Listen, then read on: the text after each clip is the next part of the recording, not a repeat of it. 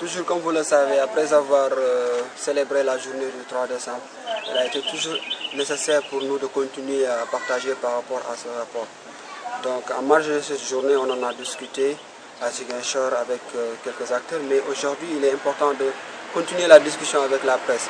En fait, c'est un rapport très important, c'est pourquoi nous avons jugé nécessaire que la presse soit au courant, surtout la presse casamançaise, qui est très engagée dans le cadre de l'action anti-mine. Ce que nous pouvons noter, le point comme étant le point le plus important, c'est qu'en 2012, nous avons constaté que c'est l'année où il y a moins de victimes. Bon, c'est pas gratuit et c'est un peu normal parce qu'il y a beaucoup d'acteurs qui se sont engagés dans cette bataille. Et je pense que dans cette bataille, c'est aujourd'hui les efforts consentis des acteurs sur le terrain, mais aussi des bailleurs qui ont permis aujourd'hui d'atteindre cet objectif. Mais aussi de ce grand travail qu'a mené l'ICBL pour amener beaucoup de pays à signer la Convention d'Ottawa. Et je pense que c'est quelque chose à saluer aussi. Bon, pour le Sénégal, je pense qu'il y a un point qui a été soulevé sur le rapport, c'est surtout l'assistance aux victimes. Et là où j'ai beaucoup travaillé, je pense que beaucoup de pays ont eu des progrès, mais pour le Sénégal, ça reste toujours au statu quo, ça a beaucoup de complexité sur la prise en charge des victimes. Et je pense qu'il y a beaucoup d'efforts à faire. Mais aussi, j'attire l'attention des acteurs au Sénégal pour montrer que sur des millions qui ont été financés dans le cadre de l'action anti-mine, je dirais qu'en 2012, c'est l'année où le Sénégal n'a presque pas eu de financement. Donc cela montre qu'aujourd'hui, les bailleurs sont prêts aujourd'hui avec la venue d'autres acteurs présents sur le terrain. Mais il faudrait que aussi le Sénégal contribue en finançant une partie de l'action anti-mine. Donc avec le budget du ministère des Affaires étrangères, c'est important de financer l'action anti-mine, mais surtout de financer l'assistance aux victimes. Les partenaires sont très disponibles pour le déminage, mais l'assistance aux victimes, c'est les pays concernés qui doivent apporter beaucoup de contributions de leur part.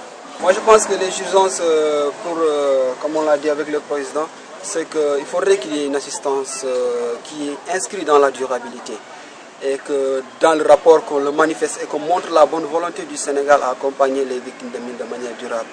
Mais aussi il faudrait que le Sénégal finance.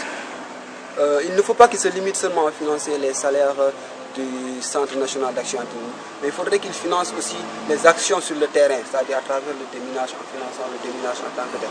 Pourquoi pas le Sénégal ne mettrait pas 1 milliard pour le déminage en Casamance, pour la prise en charge des victimes de manière durable? C'est possible et que le Sénégal doit le faire.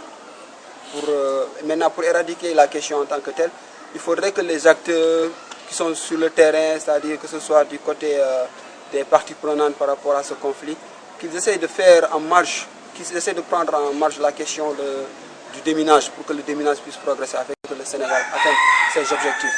Parce que pour moi, on peut toujours dissocier le déminage et la question de la paix en Casamance qui reste toujours complexe. En fait, il est important de noter qu'à travers ce rapport, si beaucoup de pays ont contribué à réduire les accidents par mine, c'est parce qu'il y a cette volonté. Et il ne s'agit pas aussi d'une question de volonté, mais c'est une question d'obligation. Le Sénégal a une obligation d'éradiquer les mines d'ici 2016, d'ici mars 2016. Et il ne faut pas qu'au rendez-vous que le Sénégal puisse demander une extension, qui n'est pas du tout normalement la bienvenue, je pense bien. Le nord, si vous prenez le nord, c'est surtout, on parle du nord Xinjiang. Et je pense qu'il y a beaucoup de dynamique par rapport à ce nord Xinjiang. Et c'est important que l'État prenne cette question-là au sérieux et que continue de discuter avec les parties prenantes, comme je l'ai dit, pour que l'on puisse accéder à ces zones, déminer ces zones pour que les gens puissent retourner. Pour moi, le déminage est une concrétisation de la paix. Il faudrait que le déminage puisse exister pour que l'on dise que, ok, la paix est là et qu'on en aspire plus. Mais sans déminage, on ne peut pas aspirer à des actions de développement.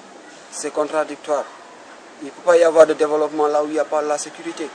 Donc je pense que le Sénégal doit comprendre cette question et évoluer dans ce sens pour que le déminage puisse exécuter dans ces zones de manière durable et qu'en 2016 qu'on ne parle plus de mines, mais qu'aussi on ne parle plus d'assistance aux victimes parce que la question sera déjà réglée.